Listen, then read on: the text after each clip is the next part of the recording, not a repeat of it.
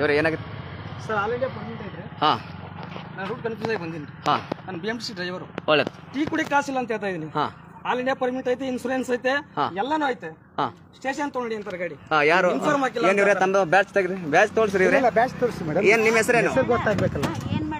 ಅಲ್ಲ, ನಿಮ್ಮ ಹೆಸರೇನು ಹೇಳ್ರಿ ಇವ್ರೆ? ನಿಮ್ಮ ಹೆಸರೇನು ಹೇಳಿ? ಅಲ್ಲ, ನೀವು ಹೇಳ್ರಿ, ನಿಮ್ಮ ಹೆಸರು ಹೇಳ್ರಿ. ನಿಮ್ಮ ಹೆಸರು ಹೇಳ್ರಿ ಇವ್ರೆ, ನಿಮ್ಮ ಹೆಸರು ಹೇಳ್ರಿ. ಅದೇ ನನ್ಗೆ ಗೊತ್ತಾಗ ಹೇಳ್ರಿ. ಸರಿ. ಹಾಂ, ಪ್ರವೀಣ್ ಅದ ಆನ್ ಲೈವ್ ಆನ್ ಮಾಡ್ರಿ.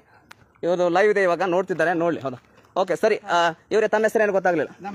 ಆದರ್ಶ್ ನಗರ PSI.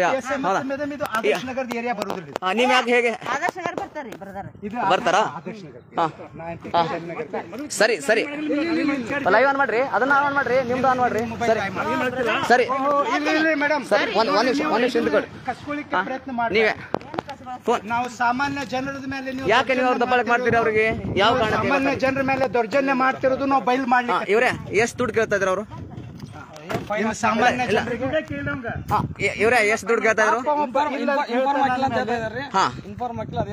ಫೈನ್ ಹಾಕ್ಬಹುದಲ್ಲ ನೀವು? ಫೈನ್ ಹಾಕ್ತಿದ್ದೀರಾ? ಏನಪ್ಪ ಅಂದ್ರೆ ಇನ್ಫಾರ್ಮ್ ಇಲ್ಲ ಅಂತ ಹೇಳಿ ಫೈನ್ ಹಾಕ್ತಿದ್ದೀರಾ? ಓಕೆ, ಸರಿ. ಹಾ, ಇವ್ರೆ ತಮ್ಮ ಹೆಸರೇನು? ಅದೇ ತಮ್ಮ ಹೆಸರೇನ್ರಿ? ನೀವು ಬ್ಯಾಡ್ಜ್ ನಂಬರ್ ಯಾಕೆ ನೀವು ಏನಪ್ಪ ಮುಚ್ಚಿಡ್ತಾ ಇದ್ದೀರಾ? ಯಾವ ಕಾರಣ ಗೊತ್ತಾಗ್ತಿಲ್ಲ ಇವ್ರೆ. ನಾವು ತೊಂದರೆ ಮಾಡ್ತಿಲ್ಲ ಇವ್ರೆ. ನೀವು ಇದರಿಂದ ಏನಪ್ಪ ಅಂದ್ರೆ ನೀವು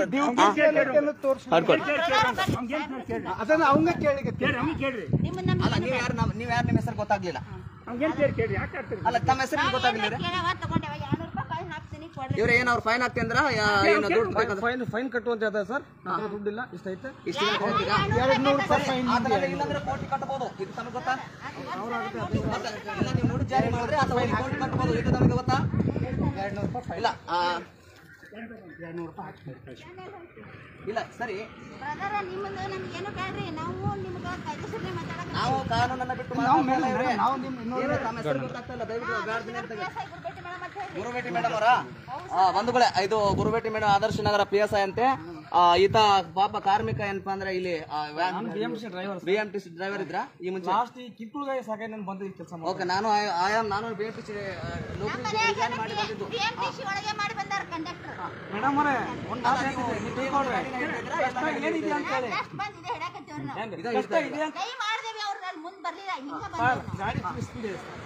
ನೋಡಿ, ನಮ್ಗೆ ಈ ಪೊಲೀಸರು ಅಂತ ಯಾರು ಹಿಡಿಯಲ್ಲ, ಟ್ರಾಫಿಕ್ ಅವ್ರು ಬಿಟ್ಟರೆ ಯಾರು ಹಿಡಿಯಲ್ಲ, ಇಲ್ಲ ಆಟೋ ಬಿಟ್ಟರೆ ಯಾರು ಹಿಡಿಯಲ್ಲ. ಆಲ್ ಇಂಡಿಯಾ ಪರ್ಮಿಟ್ ಬೇರೆ ಇದೆಲ್ಲ ಹೇಗೆ ಹೇಳ್ತೀರಿ ನೀವು? ನೀವು ವೈಟ್ ಟ್ರಾಫಿಕ್ ಇನ್ಫಾರ್ಮ್ ಇಲ್ಲ ನಿಮಗೆ?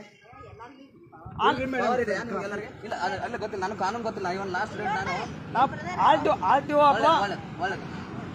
ತಾವು ಹೇಳಿ. ಆಲ್ಟೋ ಹಿಡಿಬಹುದು ಅಥವಾ ಯಾರೋ ಟ್ರಾಫಿಕ್ ಪೊಲೀಸ್ ಹಿಡಿಬಹುದು. ಒಂದು ಉದ್ದೇಶಕ್ಕೆ ನಾವು 3 ಜಾಬ್ ಬಿಟ್ಟು ಬಂದಿದ್ದು. ಯಾಕಂದ್ರೆ ಈ ಒಂದು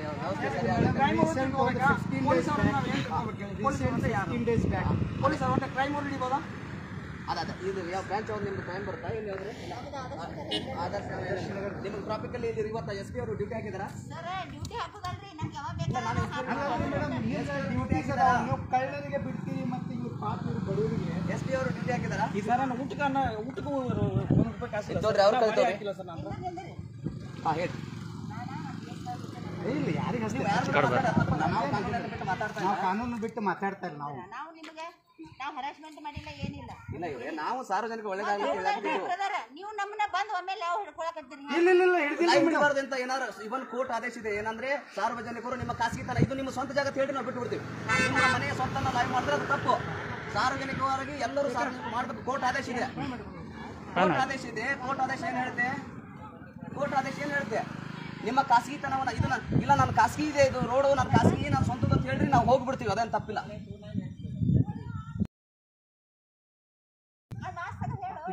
ರೀಸನ್ ಹಾಕ್ರಿ, ಅದ್ರೊಳಗೆ ಯಾವ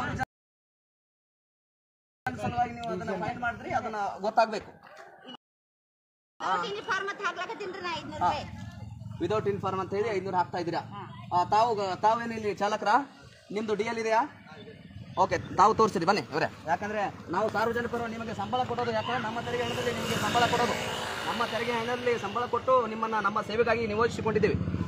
ಹೌದಾ? ತಾವೇನಪ್ಪ ಅಂದ್ರೆ ತಾವು ಏನಪ್ಪ ಲೈಸೆನ್ಸ್ ಓಕೆ,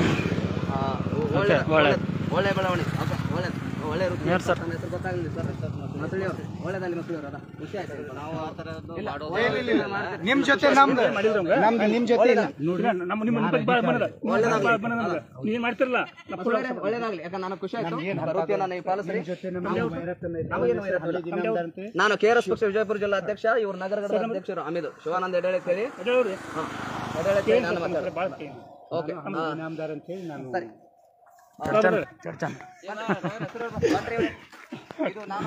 ಇದು ನಾನು ನಿಮ್ಗೆ ಈ ಕಡೆ ಡ್ಯೂಟಿ ಹಾಕ್ತಾರ ಮೇಡಮ್ ಇದೆ ನಾನು PSI ಅದೀನ್ರಿ, ನನ್ನ ಏರಿಯಾ ಬರ್ತದ. ನೀವ್ ಏರಿಯಾ ಬರ್ತೀನಿ ನೀವೆಲ್ಲ ತಿರುಗಾಡ್ತಾ ಇದ್ರಿ ಹಾಕ್ತಿದ್ದೀರಾ ಬಸವರಾಜ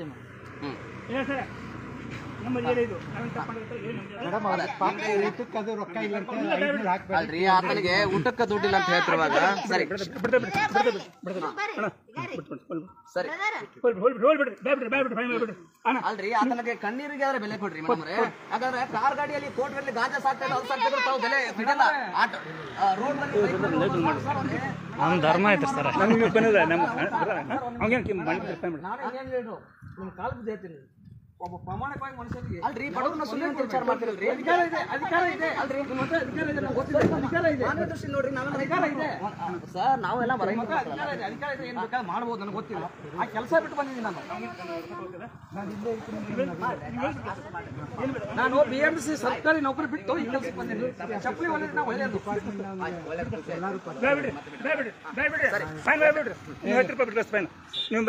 ಒಳ್ಳೇದಾಗಲಿ ಅನ್ಕೊಂಡಾಗ ನೋಡಿ ಯಾಕಂದ್ರೆ ನಾವು ಕಾರ್ಮಿಕರಿಗೆ ಸುಲಿಯುವಂತ ವಾತಾವರಣ ಈ ಬಿಜಾಪುರದಲ್ಲಿ ಅಂತೂ ಅತಿ ಹೆಚ್ಚಾಯ್ತು ಭ್ರಷ್ಟಾಚಾರ. ಬಿಜಾಪುರ ನಿಮ್ಮದು ಊರು ಯಾವ್ದಣ್ಣ?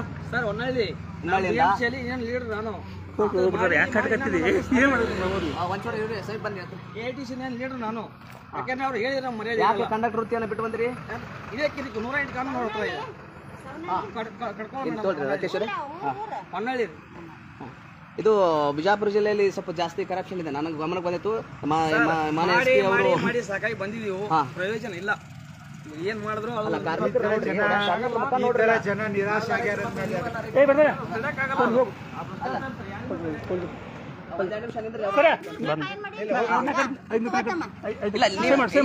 ಫೈನ್ ಆಗಿದ್ದಾರೆ. ಆತ ಕೋಟಿಗೆ ಒಂದು ಕಟ್ತಾನೆ, ಹೌದಾ? ಇಲ್ಲಿ ಇಲ್ಲ ಅಂದ್ರೆ ಕೋಟಿಗೆ ಒಂದು ಕಟ್ಟುವಂತದ್ದು.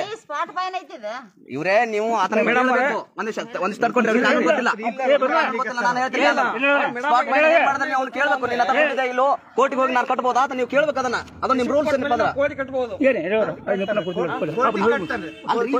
ಯಾಕೆ ಇವ್ರಿಗೆ ರೂಲ್ಸ್ ಫಾಲೋ ಮಾಡ್ತಾರೆ ನಂಗೆ ಗೊತ್ತಾಗ್ತಾ ಇಲ್ಲ.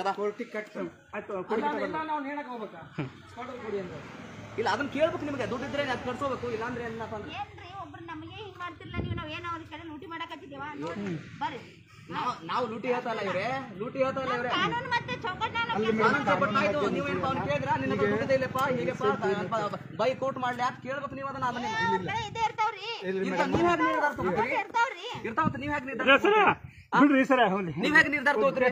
ಕಾರ್ಮಿಕನ ಏನಪ್ಪಂದ್ರೆ ಸುಲಿಗೆ ಮಾಡೋದು ವಾತಾವರಣ ಆಗ್ಬಾರ್ದು, ಅದನ್ನ ಆಗ್ಬಾರ್ದು. ಯಾಕಂದ್ರೆ ನಾವೆಲ್ಲ ನಿಮ್ಗೆ ಗೊತ್ತಿರ್ಬೋದು KRS ಪಕ್ಷದ ಏನಪ್ಪಾ ಅಂದ್ರೆ ಸುಮಾರು ಒಂದ್ 20-30 ಜನರನ್ನ ನಾವು SP ಗಳನ್ನ ಸಸ್ಪೆಂಡ್ ಮಾಡಿಸಿದ್ದೇವೆ. ಒಳ್ಳೆ ವಿಚಾರಕ್ಕೋಸ್ಕರ ಭ್ರಷ್ಟಾಚಾರವನ್ನ ಕುರಿತು ಹೋರಾಟ ಮಾಡೋ ಸಲುವಾಗಿ.